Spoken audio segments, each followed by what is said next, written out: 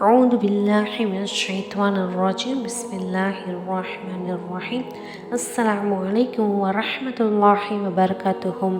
நபி ஸல்லல்லாஹு அலைஹி வஸல்லம் அவர்களின் வாழ்க்கை வரலாறு பாகம் 25. இன்றைக்கான தலைப்பு துன்புறுத்தல் பாகம் 2. சுமையா அம்மையாரின் மரணத்திற்கு பிறகு அவர்களது மகனாரான அம்மாரை பாலைவன சுடுமண்ணில் கிடத்தி நெஞ்சின் மீது பாறாங்கல்லை வைத்தும் நினைவிழக்கும் வரை தன்னில் மூழ்கடித்தும் சித்திரவதை செய்தனர். முஹம்மதை திட்ட வேண்டும் அல்லது லாத் உஜாவை புகழ வேண்டும், அப்போதுதான் உன்னை தண்டனையிலிருந்து விடுவிப்போம் என்றும் கூறினர். வேதனை தாளாத அம்மார் ரலியல்லாஹு அன்ஹு அவர்கள் நிராகரிப்பவர்களின் கட்டளைக்கு இணங்கிவிட்டார். அதற்கு பின் நபி ஸல்லல்லாஹு அலைஹி வஸல்லம் அவர்களிடம் வந்து அழுது மன்னிப்பு கோரினார். அப்போது அல்லாஹ் பின்வரும் இவ்வசனத்தை இறக்கியுள்ளான். அவ்வசனம் அல் குர்ஆன் 16வது அத்தியாயம் 106வது வசனமாகும். அப்லஹ் அப்ஃபுஹைஹா ரலியல்லாஹு அன்ஹு அவர்கள் அப்துர்தார் கிளையை சார்ந்த ஒருவருடைய அடிமையாக இருந்தார்கள்.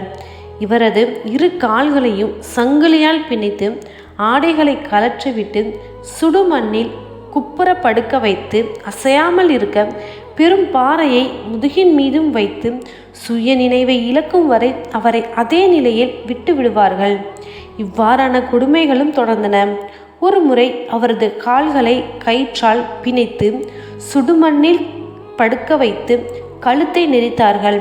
அவர் சுயநினைவை இழந்தவுடன் இறந்து விட்டார் என எண்ணி விட்டு விட்டார்கள். அப்போது அவ்வழியாக வந்த அபூபக்கர் ரலியல்லாஹு அன்ஹு அவர்கள் அபுலஹபை விலைக்கு வாங்கி உரிமையிட்டார்கள். கபாப் இப்னு அரத் அலி அவர்கள் உம்மு அன்மார் என்ற பெண்மணியின் அடிமையாகவும் கொல்லர் பணியையும் செய்பவராக இருந்து வந்தார்கள்.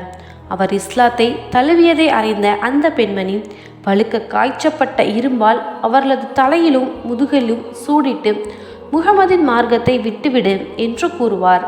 ஆனால் இவ்வாறான வேதனைகளால் அவர்களது ஈமானும் மன உறுதியுமே அதிகரித்தது. உம்மு அன்மார் மட்டுமின்றி ஏனைய நிராகரிப்பவர்களும் அவரது முடியை பிடித்து இழுப்பார்கள், கழுத்தை நெரிப்பார்கள், நெருப்பு கங்குகளின் மீது அவரை படுக்க வைப்பார்கள். அந்த நெருப்பு அவரது உடலை புசுக்க அப்போது இழுப்பிலிருந்து கொழுப்பு உருகி ஓடி நெருப்பை அணைத்துவிடும்.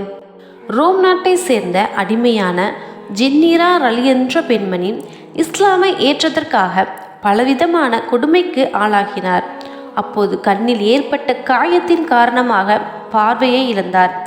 இவரது கண்ணை லாத் உஜா என்று அழைக்கக்கூடிய கடவுள்கள் பறித்துவிட்டன என்று இஸ்லாமை நிராகரிப்பவர்கள் கூறினார்கள். அதற்கு ஜின்னிரா நிச்சயமாக இல்லை, அல்லாஹ்வின் மீது ஆணையாக இது அல்லாஹ்வின் புறத்திலிருந்தே எனக்கு ஏற்பட்டது, அவன் நாடினால் எனக்கு நிவாரணம் அளிப்பான் என்றும் ஜின்னிரா கூறினார். மறுநாள் அவர்களது பார்வையும் அல்லாஹ் சரி செய்தான். அதை கண்ட குறைஷியர்கள் இது முகமதின் சூனியத்தில் ஒன்றாகும் என்று கூறினர். உம்மு உபைஸ் ரலி என்ற பெண்மணி அஸ்வத் இப்னு அப்த் யக்கூஸ் என்பவனின் அடிமையாக இருந்தார். இவன் நபி ஸல்லல்லாஹு அலைஹி வஸல்லம் அவர்களின் கொடும் விரோதியாகவும் நபி அவர்களை பரிகசிப்பவனாகவும் இருந்தான். அவன் உம்மு உபைஸை அம்ர் இப்னு அதி என்பவனின் அடிமை பெண்ணும் இஸ்லாத்தை ஏற்றார். அவரை அப்போது இஸ்லாத்தை ஏற்காமல் இருந்த உமர் ரலியல்லாஹு அன்ஹு அவர்கள்தான் களைப்படையும் வரை சாட்டையால் அடித்துவிட்டு நீ மரணிக்கும் வரை உன்னை நான் விடமாட்டேன் என்றும் கூறுவார். அதற்கு அப்பெண்மணியும் அப்படியே, உமது இறைவனும் உன்னை தண்டிப்பான் என்று கூறுவார். இன்ஷா அல்லாஹ் இதனுடைய தொடர்ச்சியை மற்றும் ஒரு வீடியோவில் காண்போம். அஸ்ஸலாமு அலைக்கும்